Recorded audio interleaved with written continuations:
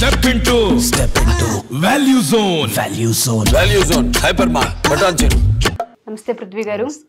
ప్రముఖ యూట్యూబర్ గురించి మనం చూస్తే న్యూస్ ఛానల్స్ అన్నింటిలో టెలికాస్ట్ అవుతూనే ఉంది. చీటింగ్తో పాటు అమ్మాయిని రేప్ చేయడం కూడా జరిగింది. పెళ్లి చేసుకుంటాను అని మభ్యపెట్టి ఆ వంకతో ఆ అమ్మాయిని రేప్ చేసి చీట్ చేశారని చెప్తున్నారు. దీన్ని మనం ఏ విధంగా చూడొచ్చు అంటాం? ఎటువంటి సెక్షన్స్ ఉంటాయి, ఎటువంటి యాక్షన్ ఉంటుంది అంటారు? యూట్యూబర్ది నేను కూడా చూశానమ్మా. ఇది అంటే ఒక వ్యక్తి లైమ్లైట్లో ఉన్న వ్యక్తి చేసినటువంటి ప్రక్రియ కాబట్టి దానివల్ల మనకి కొంచెం హైలైట్ అయి ఉండొచ్చు. బట్ హైదరాబాద్లో అయితే నాకు తెలిసినంతవరకు నా దగ్గరికి వచ్చే కేసెస్లో కానీ ఇది చాలా కామన్ అవుతుందేమో అని భయం వస్తుంది. ఒకటి పట్టుకుంది నాకు. అంటే ఊర్ల నుంచి వస్తారు, సిటీలో ఉంటారు. సిటీలో అకామిడేషన్ ఒక ప్రాబ్లం ఉంటుంది. అకామిడేషన్ ఉన్నా సరే ఏదో హాస్టల్స్లో ఉంటారు. హాస్టల్ అనేసరికి మీకు చెప్పక్కర్లేదు, అదేదో కంజెస్టెడ్ లైఫ్ ఉంటుంది, కొంచెం ఫ్రీగా ఉండాలి. అప్పుడు వీళ్ళు ఎవరి ద్వారానో పరిచయం అవ్వటం, ఒక వ్యక్తితోటి పరిచయం అవ్వటం, అట్రాక్షన్లో వాళ్ళు ఆడపిల్లలు అట్రాక్షన్ గురయ్యి ఒక కొత్త విధానాన్ని ఒకదాన్ని వాళ్ళు ప్రవేశపెట్టడం. మన ఇద్దరం సహజీవనం చేద్దాం, కొన్నాళ్ళ పాటు సహజీవనం చేద్దాం, పెళ్ళేదే చేసుకుంటాం గ్యారంటీ, సహజీవనం చేసుకుందాం, ఇంట్లో వాళ్ళు ఒప్పిద్దాం, పెళ్లి చేసుకుందాం. పాప ఆడపిల్లలు కూడా అప్పుడు ఏమవుద్దంటే ఇంట్లో వాళ్ళు అప్పటికప్పుడు ఒప్పుకోరు కాబట్టి కొన్నాళ్ళు దీనిని మెల్లిగా ఒక స్టెప్ బై స్టెప్ వాళ్ళ ఇంట్లో వాళ్ళు పేరెంట్స్కి చెప్పి కన్విన్స్ చేద్దాం, తర్వాత మనం ఈ అబ్బాయి నుంచి పెళ్లి చేయమని అడుగుదాం అని చెప్పేసేసి వాళ్ళు ఇంట్లో వాళ్ళకి చెప్పటం అని చెప్పచ్చు అనే ఒక తలంపు తీసుకొచ్చి తనకు తను కన్విన్స్ చేసేసుకుని ఇమ్మెచ్యూర్డ్గా ఉండే ఫ్రెండ్స్ని కన్సల్ట్ చేసి, ఇమ్మెచ్యూర్డ్గా ఉండేటువంటి తెలిసిన వాళ్ళు కన్సల్ట్ చేస్తే వాళ్ళు కూడా ఈ అమ్మాయికి రావాల్సిన answer right answer, not wrong answer. ఈ అమ్మాయి చేయడం తప్పు కదా అంటే నా మీద ద్వేషంతో చెప్తున్నారు, దాని మీద ట్రై చేయని చెప్తే మంచి ఫ్రెండ్స్. అట్లా ఆ టైంలో ఏం తెలియదమ్మా, నిజంగా ఉండేటువంటి ఇన్ఫెక్షన్లో ఏం తెలియదు. అట్లాగా ఆ ఫ్లాకి పడిపోయి ఆ ప్రేకి పడిపోయి పాపం వాళ్ళు ఒప్పుకుని ఆ తర్వాత సహజీవనం చేసిన తర్వాత కొన్నాళ్ళు పోయిన తర్వాత అమ్మాయి మోజుపు తీరిపోయి తన నువ్వు చూసుకోవాలి, అదే బయటికి పో అని చెప్పడం, ఏదో రకంగా అవాయిడ్ చేయడం. ఇప్పుడు ఎవరో ఒక చోట ఉంటాడు, ఎక్కడో ఒకటి ఉంటాడు, ఆ తర్వాత అక్కడ రాకపోయేసరికి ఏమవుతుంది, అమ్మాయి రెంట్లు కట్టే పరిస్థితి ఉండేది. ఇప్పుడు అమ్మాయి హాస్టల్లో ఎక్కడైనా వర్కింగ్ ఉమెన్స్ హాస్టల్లో ఉంటే ఒక 3,000 4,000 5 మ్యాక్స్ అనుకుందాం. ఇప్పుడు ఈ హౌస్ వచ్చేసరికి ఒక 20,000 ఎంతో రెంట్ తీసుకుంటారు ఫర్నిచర్ తోటి. ఇప్పుడు 20,000 తనకి కట్టేటువంటి ఆర్థిక స్తోమత ఉండదు. అతను రాడు, ఏంటి పరిస్థితి చెప్పలేని పరిస్థితి. రెండు రకాలుగా అమ్మాయి మోసపోతూ ఉంటుంది. ఒకటి ఏంటంటే మానసికంగా అబ్బాయి మీద పెట్టుకున్న ప్రేమ అన్నది తరిగిపోతుంది అన్నది ఒక భయం ఒకటి కలగటం. రెండోది ఏంటంటే ఆర్థికంగా. ఈ రెండు సమస్యలు ఒకదాని మీద ఒకటి అమ్మాయికి ఎక్స్పెక్ట్ చేయనటువంటి ప్రాబ్లమ్స్ రావటం. దీంతో ఆ అమ్మాయి ఏం చేయాలో అర్థం కాని పరిస్థితిలో ఆ అమ్మాయి బజార్కి వచ్చి నాకు జస్టిస్ చేయమని పోలీస్ స్టేషన్కి వేస్తే పోలీసు వాళ్ళు కూడా ఇదంతా నువ్వు తప్పు చేసిన కోణం గురించి ఆలోచిద్దామని స్టార్ట్ చేయడం మొదలు పెడతారు. నువ్వెందుకు ఉన్నావు అతనితోటి, నువ్వే బరి తెగించావు, సమాజం ఏమనుకుంటుంది లేకుండా కలిసి ఉండటం ఏంటి అని చెప్పేసి డిస్కరేజ్ చేస్తాం. యాక్చువల్గా దీన్ని 494 అని సెక్షన్ ఉంటుందమ్మా. చీటింగ్ కాదమ్మా, సహజీవనానికి వ్యతిరేకమైన సెక్షన్ అది. చాలా మంది తెలియదు అది. 494 దాంట్లో ఏంటంటే సహజీవనం పేరు చెప్పి ఎవరైనా సరే కలిసి ఉండి కొన్నాళ్ళు పెళ్ళి అనేటువంటి నేపంలో మన ఇద్దరికి పెళ్ళి అయిపోయింది, మన ఇద్దరు కలిసి ఉంటున్నాం, భార్యాభర్తల కింద ఉన్నాము అని చెప్పేసి నమ్మబలిగితే దానికి పనిష్మెంట్ వచ్చేసరికి అప్ టు 10 years పనిష్మెంట్. దీనిని ఇప్పటి వరకు అంటే నిర్భయ కేసు వచ్చే వరకు ఇది నడిచిందమ్మా. నిర్భయ కేసెస్ వచ్చిన తర్వాత రేప్కి నిర్వచనం మార్చేశారు. రేప్లో అనేకమైన క్లాజెస్ ఉంటాయమ్మా. దగ్గర LMNO వరకు ఉంటాయి దాంట్లో. అంటే రేప్ అంటే ఏదో వ్యక్తి ఏదో చిన్నపిల్లని పెద్దవాడు రేప్ చేయటమో లేకపోతే ఎవరో అబ్బాయి రేప్ చేయటమో కాదు, నమ్మబలికి లేకపోతే ఆధీనంలో పెట్టుకుని రిపీటెడ్గా ఒక అధికారంతో ఒక మేనేజర్ కనుక చేస్తే ఇవన్నీ కూడా రేపులోకి వచ్చేసాయి. దీనన్నిటికీ పనిష్మెంట్ ఇచ్చేసరికి లైఫ్, డెత్, ఇవన్నీ కూడా ఈక్వల్ పనిష్మెంట్ అమ్మ. అంటే నాట్ ఓన్లీ ఈ కేసులో మనం ఇప్పుడు మాట్లాడుకున్న కేసులో చూసుకుంటే సహజీవనంగా ఉండి ఈ రోజు నువ్వు వెళ్ళిపో ఎవరి దారిని వెళ్ళిపోమని చెప్పేసి వస్తే అదేమీ ఒప్పుకునేది కాదు. ఖచ్చితంగా ఇది ఖండించదగ్గ విషయమే.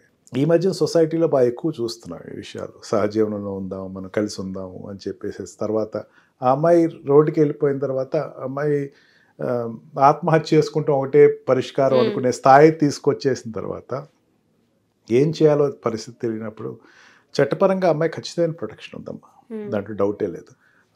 ఇప్పుడు రేప్ కేసు పెట్టారనుకోండి, ఇదివరకంటే రేప్ కేసు ఎవరు పెట్టారో పబ్లిష్ అయ్యేటువంటి పరిస్థితి. ఇప్పుడు నాకు ఇష్టం లేదు అంటే ఆ పేరు కూడా పబ్లిష్ చేయరు. ఈవెన్ కోర్టులో కూడా XXX అని పిలుస్తాడు. అందుకని పేరు గోప్యంగా ఉంచవచ్చు. హక్కు కింద కూడా తీసుకున్నారు. అంటే పేరు గోప్యంగా ఉంచే హక్కు అమ్మాయికి ఉంది. అతనికి పనిష్మెంట్, అతను ఎవరు అన్నది బయటకు వస్తాడు, అతనికి పనిష్మెంట్. అతనికి ఖచ్చితంగా 1 నెల 2 నెలల వరకు బెయిల్ రాదు, ఖచ్చితంగా జైల్లో ఉండాల్సిందే అతను. తర్వాత ప్రూవ్ అయితే ఇదంతా కూడా సీరియస్ ఏదైతే మనం ఇప్పుడు మాట్లాడుకున్నామో, మోసం చేసి అమ్మాయిని రెగ్యులర్గా ఇంటర్కోర్స్ చేశాడు. రేప్ అంటే దాని రేప్ అంటాం కన్నా సెక్షువల్ వాంట్స్ని తీర్చుకొని వదిలేయటం కూడా నా దృష్టిలో రేపే. తర్వాత నీకు బాగానే ఉంటుంది అనుకుంటే భర్త అనే భావంతో అమ్మాయి అక్కడ జాయిన్ అయింది తప్ప అదేదో అతనితోటి భర్త కాదు అంటే ఖచ్చితంగా అమ్మాయి అతనితోటి సెక్షువల్గా పార్టిసిపేట్ చేయదు. భర్త అని అనుకుంది కాబట్టి, అంటే భవిష్యత్తులో కాబోయే భర్త అంటే ప్రీ మ్యారిటల్ సెక్స్ అనుకుని ఒక భావనతో ఆ అమ్మాయి ఉంది. అతని ఉద్దేశం వేరు ఉంది. అతనికి తెలుసు, క్లియర్గా తెలుసు, అతను చాలా ప్రిపేర్డ్గా ఉంటాడు. మగవాడు చాలా ప్రిపేర్డ్గానే ఉంటాడు. ఈ అమ్మాయిని చేసుకోకూడదు, మా ఇంట్లో వాళ్ళు ఒప్పుకోరు, కట్నాలు రావు, ఉద్యోగం పెద్ద అమ్మాయిని చేసుకోవాలా, స్టేటస్ మంచి సోషల్ స్టేటస్లో ఉన్న అమ్మాయిని చేసుకోవాలా. ఈ అమ్మాయి చాయిస్ కాదు, ఫిజికల్ నీడ్స్ కోసం. మెయిన్ అమ్మాయి ఫ్రెండ్స్ ఉంటారమ్మా. మెయిన్ ఇప్పుడు ఫాల్స్ స్టేటస్ వచ్చేస్తుంది. బాయ్ ఫ్రెండ్ లేకపోతే అమ్మాయి she not a perfect women, perfect girl in the society అనేటువంటి ఒక ఫాల్స్ స్టేటస్ ఈ సమాజంలో ఎక్కువ కనపడటం, ఫ్రెండ్స్ కూడా డిస్కరేజ్ చేయటం. వాట్ ఈస్ దిస్, ఇంకా నువ్వు ఇట్లా ఉంటావు, ఓల్డ్ టైప్లో ఉంటున్నావు ఏంటి అని చెప్పి. అది మనకుండే సభ్యత, మనకుండే సాంప్రదాయాలు ఇవన్నీ మర్చిపోయారమ్మా ఇప్పట్లో. అది అట్లా మెయింటైన్ చేసేవాళ్ళు ఈ రోజుల్లో తప్పు. బట్ 100% చెప్తా నేను, నీకు ఏదైనా సరే నీ నిర్ణయాలకి ఆ సెక్షువల్ రిలేషన్స్కి సంబంధించింది కానీ భవిష్యత్తులో మ్యారేజ్ అనేది కానీ పేరెంట్స్కి వదిలేసి ఉంటే ఖచ్చితంగా 90% సక్సెస్ఫుల్ రేట్ తోటి ఇప్పటివరకు మనం వచ్చాం. తర్వాత వాళ్ళు 10% రేషియోని చూసేసి అదేదో అదిగో పెళ్లి చేసుకుని కష్టాలు వాడిపడ్డానికి పెళ్లి చేసుకుని కష్టాలు వీడి పడతారని వీళ్ళేదో తనకి సెల్ఫ్ ఎక్స్ప్లెనేషన్ ఇచ్చుకుంటానికి ఏదో 4-5 ఎగ్జాంపుల్స్ తీసుకుంటారు తప్ప ఎస్టాబ్లిష్డ్ రిలేషన్ అయినటువంటి మ్యారేజెస్ రిలేషన్ అనేది పర్ఫెక్ట్ రిలేషన్ అమ్మా. There is no doubt of it. Otherwise మనకి ఇర్రెగ్యులర్గా ఈ సెక్షువల్గా హెరాస్మెంట్ గురవటం, సెక్షువల్గా దారి తప్పటం అనేది జరుగుతూ ఉంటుంది. బట్ నమ్మబలికి చేసినటువంటి మోసం చేసిన దానికి ఖచ్చితంగా చట్టంలో రక్షణ అనేది ఉంది. ఎటువంటి కేసు ఉండే అవకాశం ఉంటుంది సార్? సెక్షన్ ఏమిటి? రేప్ కేసులోకి వచ్చేస్తాం, ఖచ్చితంగా రేప్ కేసుకి వచ్చేస్తే. అండ్ మీకు ఇందాక చెప్పినట్టు 494లోకి వస్తాయి, 493లోకి వస్తాయి, 10 years ఇంప్రిజన్మెంట్. ఖచ్చితంగా దాంట్లో డౌటే లేదు. అది ఎస్టాబ్లిష్ చేయడం కూడా పెద్ద కష్టమేం కాదు. 493లోకి వస్తాయి. And what we call this rape కేసులో అయితే హ్యాంగ్ టిల్ డెత్ ఉంది. The maximum punishment is hang till death. ఇంకా గ్రూప్ సెక్స్ అయితే కనుక నలుగురు 5 అమ్మాయిని దౌర్జన్యంగా చేస్తే కనుక 20 years ఇంప్రిజన్మెంట్ ఉంది. చట్టంలో మనకి ఇచ్చిన రక్షణ అయితే చాలా ప్రొటెక్టివ్ రక్షణ ఇచ్చారు మా అమ్మాయిలకి.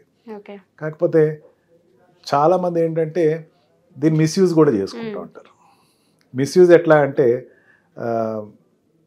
వాళ్ళకి రిలేషన్ బాగానే ఉంది, తర్వాత మిస్ఫైర్ చేసి బ్లాక్మెయిల్ చేయాలన్నప్పుడు కూడా కేసు పెట్టేసి ఛాన్సెస్ ఉంది. 376 కేసు పెడతాను అని చెప్పేసి లవర్స్ మీద కానీ వాళ్ళ మీద కూడా పెట్టే ఛాన్స్ ఉంది. బట్ ఎవరో ఒకళ్ళిద్దరు పెట్టారని చెప్పేసి ఈ అమూల్యమైనటువంటి ఆడవాళ్ళకి ఇచ్చినటువంటి ఒక రక్షణని మాత్రం తగ్గించడం, పోలీస్ స్టేషన్స్ కూడా వెంటనే తీసుకుని కేసెస్ కడితే కనుక ఖచ్చితంగా దే విల్ బి ప్రొటెక్షన్.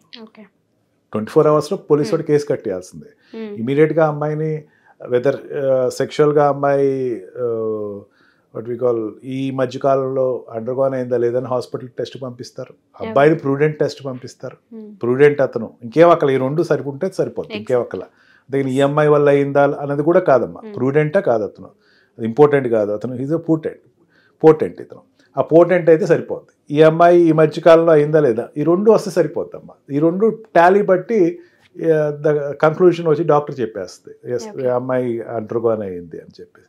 అంటే ఒకప్పుడు పాత సినిమాలలో రేప్ అనేసరికి బలవంతంగా చేసి ఏదో ఇదంతా లేదమ్మా ఇప్పుడు, వాట్ వి కాల్ ఆ పరిస్థితి అయితే ప్రస్తుత ఉన్న సమాజంలో కనపడదు. ఎక్కడో కొన్ని ఆటవిక సమాజంలో అట్లా జరగచ్చేమో కానీ, బట్ మానవిక సమాజంలో రెగ్యులర్గా మీరు ఇంకా చెప్తే ఆశ్చర్యపోతారు.